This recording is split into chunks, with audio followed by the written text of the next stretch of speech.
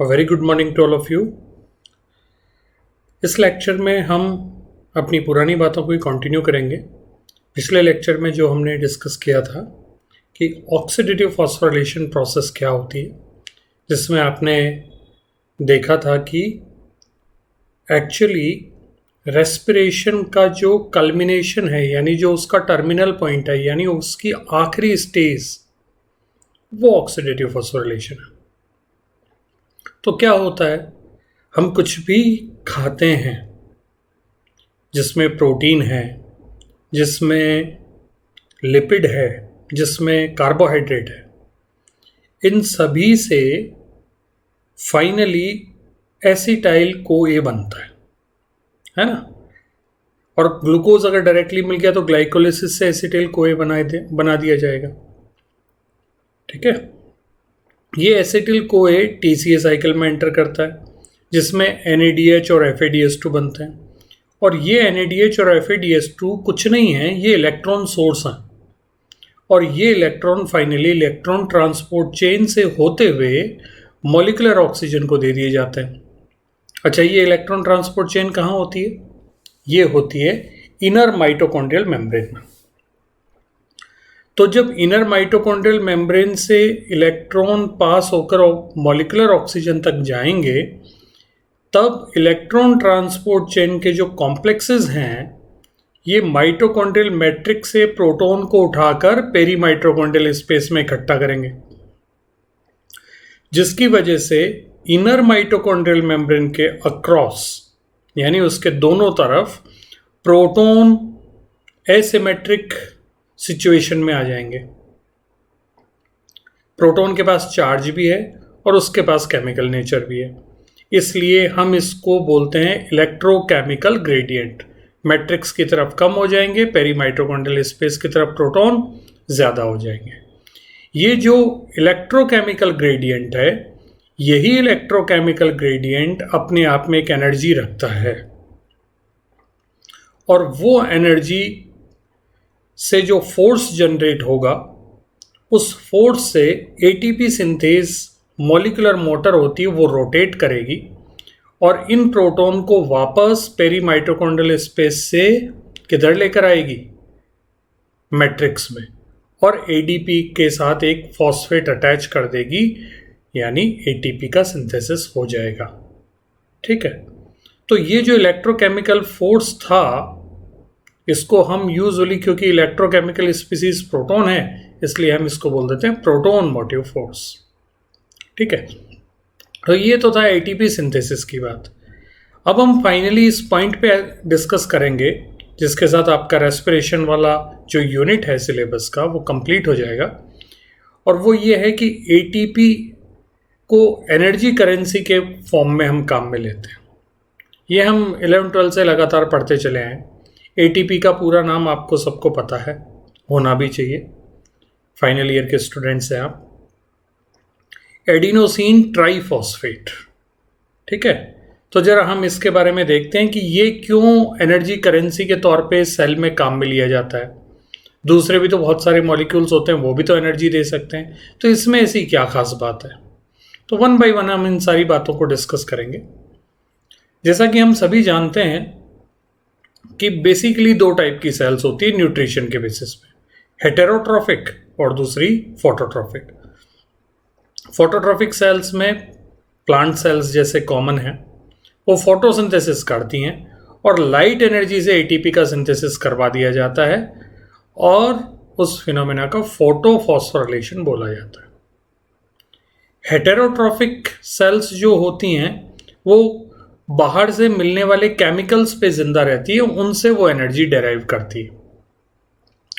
तो उन केमिकल से जो फ्री एनर्जी लेती है, उन केमिकल्स या न्यूट्रिएंट मॉलिक्यूल जिनको कहते हैं हम, उस फ्री एनर्जी को वो ATP बनाने में काम में लेती है, और ये जो फ्री एनर्जी होगी वो ऑक्सीडेटिव फोटोफॉस्फोरिलेशन के थ्रू ATP में कन्वर्ट होगी। ठीक है, और ATP ज़्यादातर एंडरगोनिक प्रोसेसेस के लिए काम में आता है। एंडरगोनिक प्रोसेसेस का मतलब वो सारी प्रोसेसेस जिसमें एनर्जी चाहिए, बाहर से कोई एनर्जी देगा तो ही वो प्रोसेस होगी, अदरवाइज वो प्रोसेस नहीं हो सकती। जैसे कौन कौन सी प्रोसेसेस हो सकती है? मेटाबॉलिक इंटरमीडिएट का बनना या मैक्रोमोलिक्यूल्स का बनना। मैक्रोमोलिक्यूल जैसे डीएनए, डीएनए रेप्लिकेशन में हम देखते हैं बहुत सारी एनर्जी चाहिए होती है।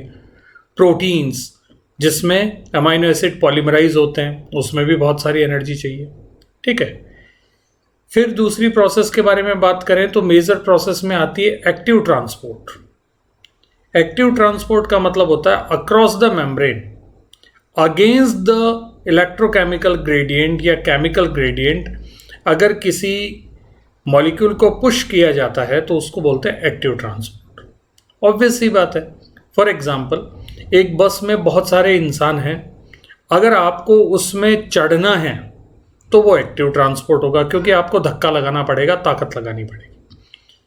लेकिन अगर बस से भरी हुई बस में से उतरना है तो आपको कुछ नहीं करना, लोग धक्का देके ऑटोमेटिकली आपको उतार देंगे, तो वो पैसिव प्रोसेस होती है। तो एक्टिव प्रोसेस क्या होती है?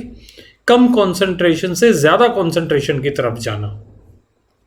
तो इसी तरीके से सेल्स में मेम्ब्रेन के अक्रॉस सब्सटेंस का एक्टिव ट्रांसपोर्ट अगर करवाना है तो हमें एनर्जी चाहिए, और वो एनर्जी कौन प्रोवाइड करवाता है?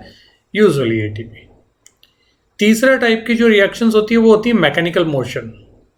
जैसे हमारी मसल सेल्स है, हमें अच्छे तरीके से पता है एक्टिन और मायोसिन का जो इंटरेक्शन होता है, उनका जो मोशन होता है, एक्टिन फाइबर पे मायोसिन हेड का मूवमेंट जो होगा वो मसल कॉन्ट्रैक्शन के लिए स्लाइडिंग फिलामेंट थ्योरी के अकॉर्डिंगली रिस्पॉन्सिबल है।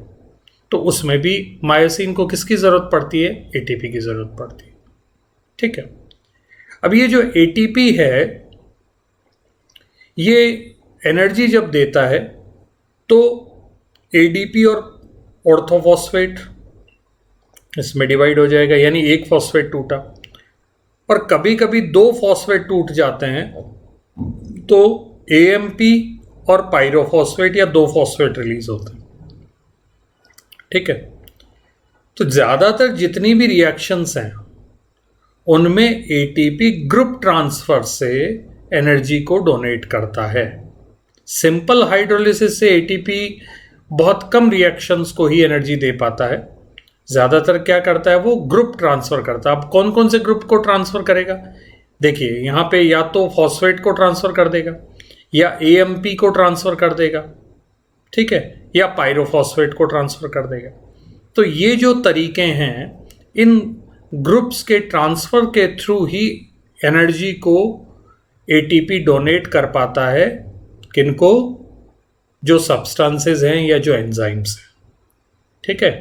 जो एक सिंपल सा कंसेप्ट हम सब लोगों को सुनने को मिलता है कि एटीपी का हाइड्रोलिसिस हो जाता है इसलिए एटीपी एनर्जी दे देता है, ये बात ठीक है, लेकिन ये बात सिर्फ कुछ रिएक्शंस के लिए ही ठीक है। ज़्यादातर रिएक्शंस में एटीपी क्या करता है? ग्रुप ट्रांसफ़र करता है और उसके थ्रू एनर्जी को डोनेट करता है। कैसे करता है वो हम देखेंगे। जैसे ये आप एक जो हमने अभी कंसिडर किया, आप टॉप पे देखेंगे एक एटीपी मॉलिक्यूल है जिसमें 3 फॉस्फेट हैं। अगर इसका हाइड्रोलिसिस हो जाता है तो कुछ एनर्जी रिलीज होगी और एडीपी और ऑर्थोफॉस्फेट बन जाएगा।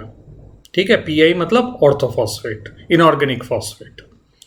इसी तरीके से एटीपी का हाइड्रोलिसिस कभी कभी होता है तो एएमपी और पायरोफॉस्फेट बनता है, जिसमें 2 फॉस्फेट आपस में जुड़े हुए हैं, और ये फाइनली फर्दर हाइड्रोलाइज होंगे और 2 इनऑर्गेनिक फॉस्फेट बनाएंगे।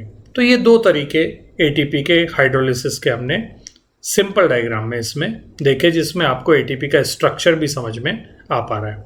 जिसमें क्या क्या होता है?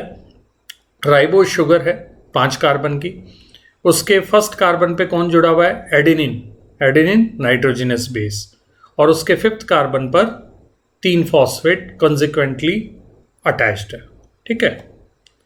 अब एटीपी का जो हाइड्रोलिसिस है वो फेवरेबल क्यों है? पहली चीज, एटीपी में यूजुअली टर्मिनल फॉस्फेट पे न्यूक्लियोफिलिक अगर कोई अटैक होता है तो प्रोडक्ट क्या बनेगा? ऑर्थोफॉस्फेट, और दूसरा कौन सा बनेगा? एडीपी। अब ये इसलिए फेवरेबल है कि जो ऑर्थोफॉस्फेट है वो स्टेबलाइज कर लिया जाता है, खुद स्टेबलाइज हो जाता है रेजोनेंस के थ्रू, इसलिए वो वापस रिवर्सिबल रिएक्शन में बहुत कम ही प्रोसीड कर पाएगा। इसी तरीके से जो दूसरा प्रोडक्ट है एडीपी, वो आयनाइज हो जाता है इमीडिएटली। क्यों आयनाइज हो जाता है? क्योंकि वो प्रोटॉन को रिलीज कर देता है। और प्रोटॉन को क्यों रिलीज कर देता है?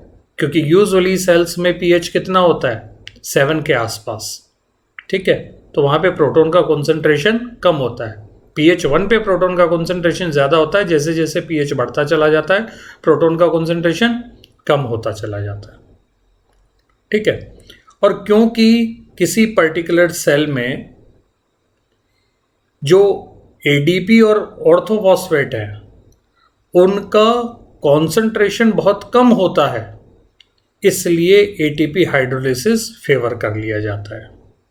ठीक है, क्योंकि एटीपी का अगर कॉन्सेंट्रेशन ज़्यादा है और एडीपी और ऑर्थोफॉस्फेट का कॉन्सेंट्रेशन कम है तो फॉरवर्ड रिएक्शन चैनलाइज होता है। ओके, बाकी आप इस डायग्राम को बहुत अच्छे से देखिएगा, बहुत सिंपल सी बात है। अब सेल्स में एक्वस सॉल्यूशन होता है ना, पानी ज़्यादा होता है, तो उसमें एटीपी थर्मोडाइनेमिकली तो अनस्टेबल है। इसका मतलब क्या हुआ कि वो फॉस्फोरिल ग्रुप को आसानी से दे सकता है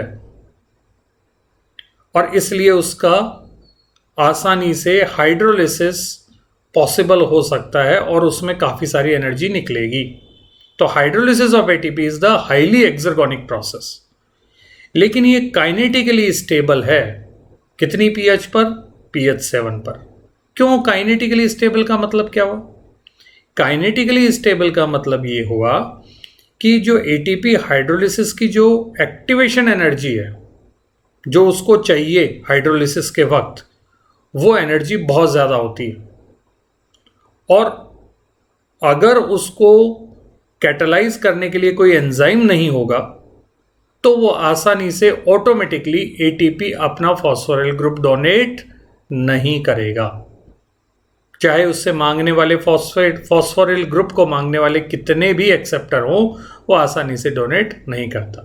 तो कहने का मतलब ये हुआ कि एटीपी का हाइड्रोलिसिस हाईली एक्सर्गोनिक प्रोसेस तो है, लेकिन ये प्रोसेस तभी संभव है जब एंजाइम्स इस प्रोसेस को करवाएं, अदरवाइज ये प्रोसेस बहुत मुश्किल प्रोसेस है। ओके, तो आपको इस स्लाइड से 2 बातों पे फोकस करना है कि एटीपी थर्मोडाइनेमिकली स्टेबल है, मतलब वो फॉस्फोरिल ग्रुप को इजीली डोनेट कर सकता है, लेकिन एटीपी का जो हाइड्रोलिसिस है वो हाइड्रोलिसिस तभी संभव है जब एंजाइम्स प्रेजेंट हों, अदरवाइज वो हाइड्रोलिसिस होना सेल में पीएच 7 पर होना बहुत मुश्किल है।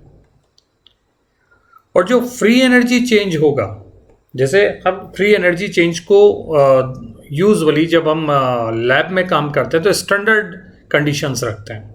उस स्टैंडर्ड कंडीशन में हमारा जो कॉन्सेंट्रेशन है वो 1 मोलर कॉन्सेंट्रेशन हम यूजुअली रखा करते हैं।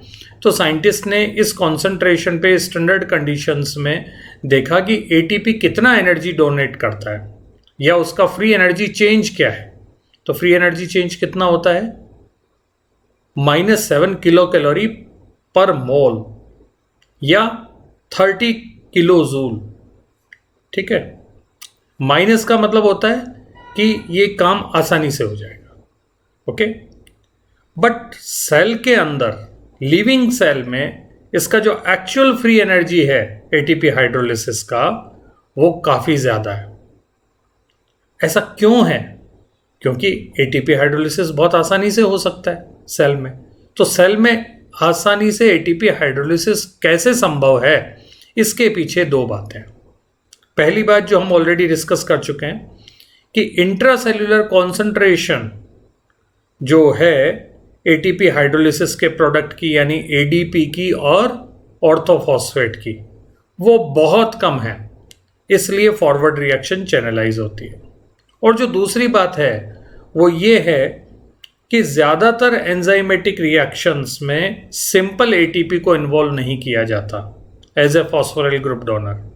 रादर उन एंजाइम्स का सबस्ट्रेट मैग्नीशियम एटीपी होता है, और इस वजह से ज़्यादातर जो एटीपी को काम में लेने वाले एंजाइम्स हैं वो एंजाइम्स मैग्नीशियम डिपेंडेंट होते हैं। ठीक है, जैसे फॉर एग्जांपल पॉलीमरेज एंजाइम जो पॉलीमराइजेशन रिएक्शन करते हैं। ठीक है, तो ये जो पॉलीमराइजेशन के लिए रिस्पॉन्सिबल एंजाइम्स हैं, ये एंजाइम्स मैग्नीशियम पे डिपेंडेंट होते हैं, जैसे डीएनए पॉलीमरेजेस, ओके, जैसे आरएनए पॉलीमरेजेस, एटसेट्रा एटसेट्रा। तो दो बातें आपने देखी कि एटीपी का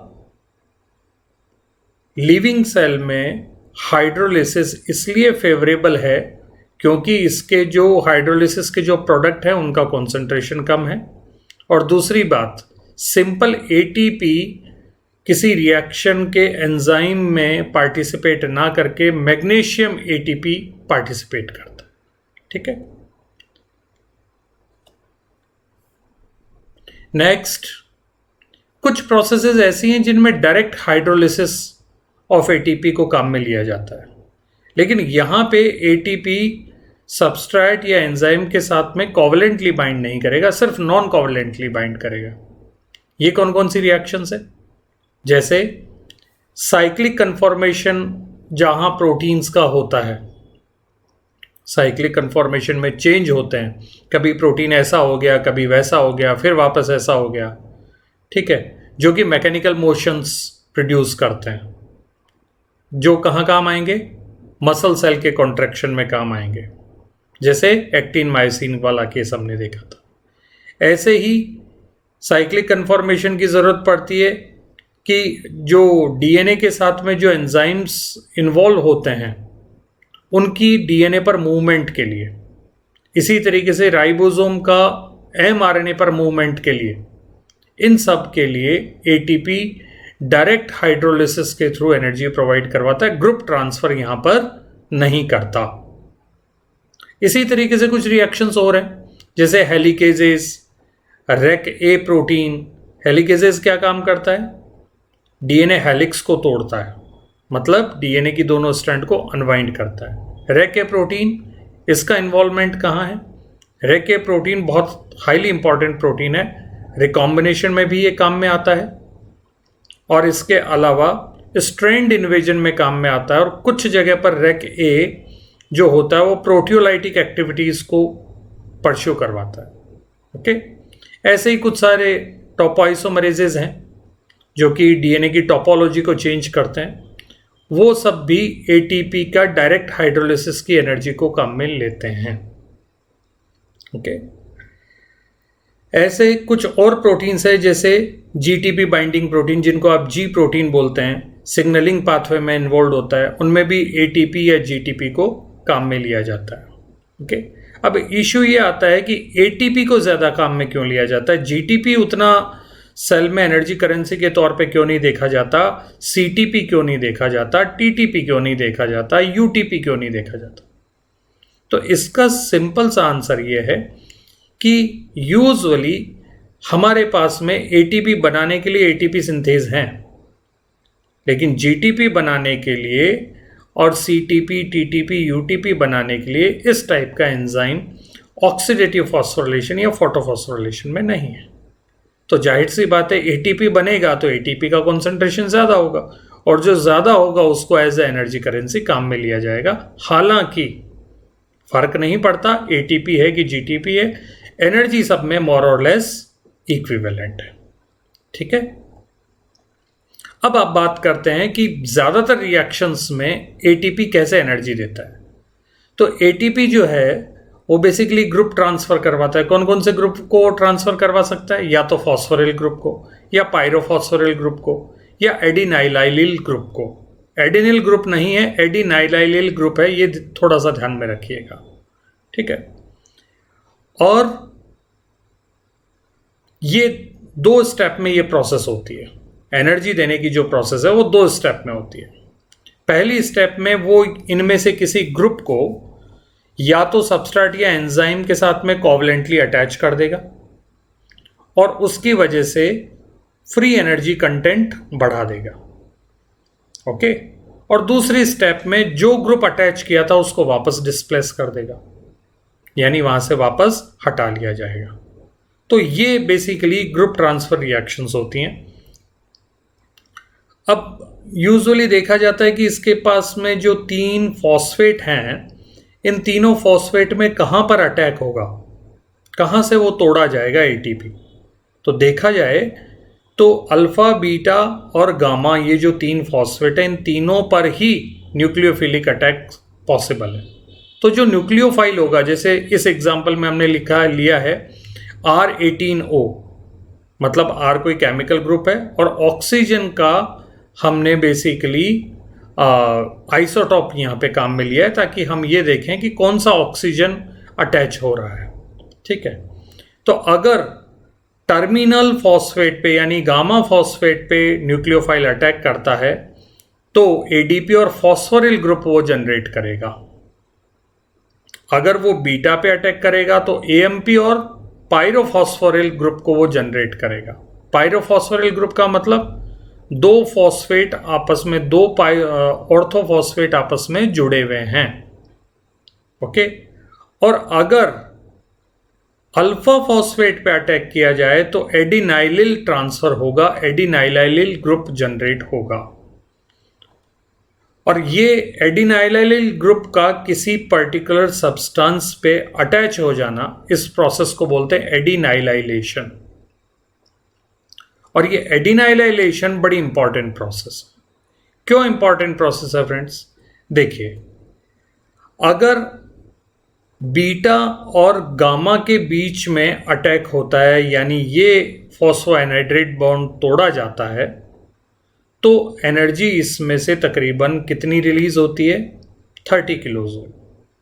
ओके, लेकिन बीटा और अल्फा के बीच का फॉस्फोएनहाइड्रेट बॉन्ड को अगर तोड़ा जाए तो एनर्जी कितनी रिलीज होगी? 46 किलो जूल। ओके, एक बात तो ये, तो एडिनाइलिल प्रोसेस में कौन सा बॉन्ड तोड़ा जाएगा? बीटा और अल्फा का। तो 46 किलो जूल तो यहां से निकल गया और रिलीज क्या हो गया साथ में? पायरोफॉस्फेट। इस पायरोफॉस्फेट में भी, क्योंकि ये एक हाई एनर्जी बॉन्ड है, इसको भी तोड़ा जाएगा और 19 किलो जूल एक्स्ट्रा एनर्जी और मिल जाएगी। तो एडिनाइलाइलेशन में कितनी एनर्जी मिली टोटल? 46 प्लस 19 कितना हो गया? ये 65 किलो जूल पर मोल एनर्जी रिलीज हो जाती है। इसलिए एडिनाइलाइलेशन जो प्रोसेस है वो हाईली फेवरेबल है, थर्मोडाइनेमिकली फेवरेबल है, और जिन रिएक्शंस का होना बहुत मुश्किल होता है, अनफेवरेबल मेटाबॉलिक जो रिएक्शंस होती हैं, उनको करवाने के लिए एटीपी एडिनाइलाइलेशन के थ्रू उनको एनर्जी प्रोवाइड करवाता है। जैसे एक्टिवेशन ऑफ अमाइनो एसिड, हम अच्छे से जानते हैं कि जब प्रोटीन सिंथेसिस होता है तो प्रोटीन सिंथेसिस में सिंपल अमाइनो एसिड कभी भी ऐड नहीं होता। उस अमाइनो एसिड का क्या होना होता है? एक्टिवेशन होना होता है। वो एक्टिवेशन का मतलब क्या है? उस अमाइनो एसिड के साथ में एएमपी ऐड होगा, और एएमपी ऐड होगा तभी ट्रांसफर आरएनए जो होता है, टी आरएनए जो होता है, वहां पर वो अमाइनो एसिड उसके 3 प्राइम एंड पे अटैच किया जा सकता है और एएमपी को वापस रिलीज करवा दिया जा सकता है। अगर सिंपल अमाइनो एसिड है जिसके साथ एएमपी जुड़ा हुआ नहीं है, यानी अमाइनो एसिड एडिनाइलेट नहीं बना है, तो टी आरएनए पर वो अटैच ही नहीं होगा, और टी आरएनए पर अटैच ही नहीं होगा तो कोई चांस ही नहीं बनता कि वो अमाइनो एसिड राइबोसोम तक पहुंच पाए, और राइबोसोम तक नहीं पहुंचा तो प्रोटीन में इन्वॉल्व नहीं होगा। तो दोस्तों, ये पूरी सी कहानी थी एटीपी की एज अ करेंसी। रेस्पिरेशन पूरा चैप्टर आपका कंप्लीट होता है। अच्छे से रिवाइज करिएगा। आपकी कोई भी क्वेरी हो आप कमेंट बॉक्स में डाल सकते हैं। आप पर्सनल व्हाट्सएप नंबर पे क्वेरी को पूछ